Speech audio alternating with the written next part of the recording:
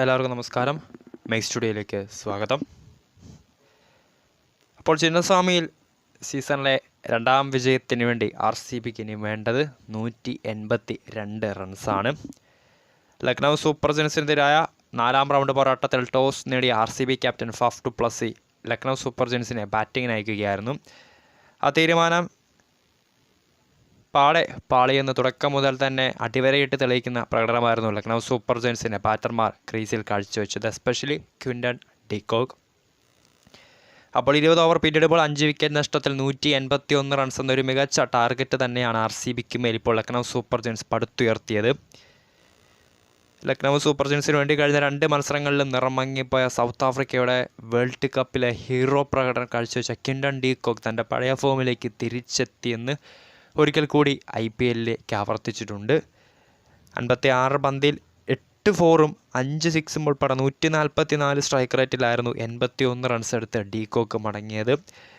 ഒപ്പം തുടക്കത്തിൽ വളരെ മികച്ച രീതിയിൽ തന്നെ ബാറ്റ് വീശിയ നായകൻ KL രാഹുൽ 20, ദേവദത്ത് പടിക്കൽ 6 പെട്ടെന്ന് തന്നെ പുറത്തായിട്ടുണ്ടായിരുന്നു. Marcus Stoinis 27. അവസാന ഓവറുകളിൽ ആഞ്ഞടിച്ച നിക്കോളാസ് പൂരൻ 21 പന്തിൽ 40, 1 4ഉം 5 6ഉം ഉൾപ്പെടെ 190 സ്ട്രൈക്ക് റേറ്റിലായിരുന്നു 21 പന്തിൽ നിക്കോളാസ് പൂരൻ 40 റൺസ് എടുത്തത്.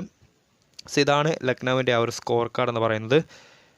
താരതമ്യേന ഒട്ടും മികച്ചത് ഒട്ടും മോശമെന്നും പറയാൻ പറ്റില്ല. പക്ഷെ താരതമ്യേന കഴിഞ്ഞ മത്സരങ്ങളിലൊക്കെ അടക്കം വെച്ച് നോക്കുകയാണെങ്കിൽ കുറച്ചുകൂടി മികച്ച പ്രകടനം തന്നെ RCB ബൗളേഴ്സ് കാഴ്ചവെച്ചു. ഡെത്ത് ഓവറുകളിൽ, അതായത് 16 മുതൽ 20 വരെയുള്ള ഓവറുകളിൽ നിക്കോളാസ് പൂരിനുള്ള വെടിക്കെട്ട് ബാറ്റർ ക്രീസിൽ നിൽക്കുക വെറും 50 റൺസ് മാത്രമേ RCB ബൗളേഴ്സ് വഴങ്ങിയുള്ളൂ.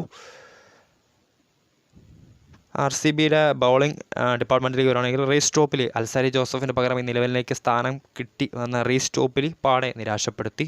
4 ഓവർ എറിഞ്ഞപ്പോൾ 9 എക്കോണമിയിൽ 39 റൺസാണ് താരം വഴങ്ങിയത്. 1 വിക്കറ്റ് നേടിയിട്ടുണ്ട്. യശ് ദയാൽ 4 ഓവർ 26 റൺസ് വഴങ്ങി 2 വിക്കറ്റ് നേടി. അദ്ദേഹത്തിൻ്റെ ആ ഒരു ഫോം നമ്മൾ കഴിഞ്ഞ ഈ ഒരു താരലേലത്തിൽ അദ്ദേഹത്തെ RCB വാങ്ങിയെന്ന് പറയുമ്പോൾ ഏറെ ചർച്ച ചെയ്യപ്പെട്ടൊരു താരം തന്നെയായിരുന്നു യശ് ദയാൽ. എന്നാൽ കഴിഞ്ഞ 2 മത്സരങ്ങളിലും വളരെ മികച്ച പ്രകടനമാണ് ദയാൽ കാഴ്ചവെച്ചുകൊണ്ടിരിക്കുന്നത്.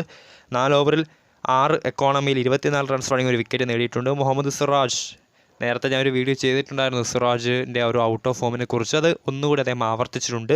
4 ഓവറിൽ 1 വിക്കറ്റ് നേടിയിട്ടുണ്ടെന്ന് പറയുമ്പോൾ പോലും 11.7 എക്കോണമിയിൽ 47 റൺസാണ് താരം വഴങ്ങിയിട്ടുള്ളത്. Glenn Maxwell 4 over 23 runs 2 wicket.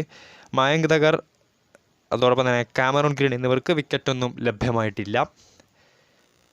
ചിന്നസ്വാമിയിൽ സീസണിലെ 2ാം വിജയത്തിന് വേണ്ടി റോയൽ ചലഞ്ചേഴ്സ് ബംഗളൂരുവിന് ഇനി 182 റൺസാണ് അടിച്ച് കൂട്ടേണ്ടത്. ലക്നൗ സൂപ്പർ ജയൻസിൻ്റെ ബോളിങ്ങിനെ ഒട്ടും മോശമായി കരുതൽ, കാരണം വളരെ മികച്ച പ്ലെയേഴ്സുള്ള ബോളിംഗ് ലൈനപ്പ് തന്നെയാണ് ലക്നൗവിനുള്ളത്. കഴിഞ്ഞ മത്സരത്തിൽ ഏറ്റവും മികച്ച പ്രകടനം കാഴ്ചവെച്ച IPLിലെ ഡെബ്യൂ മാച്ച് കളിച്ച മായങ്ക് യാദവ് IPL ചരിത്രത്തിൽ 5ാമത്തെ വേഗതയേറിയ പന്തെറിഞ്ഞ റെക്കോർഡ് കുറിച്ച യുവതാരം ഇന്നും LSGയുടെ 11-ലുണ്ട്.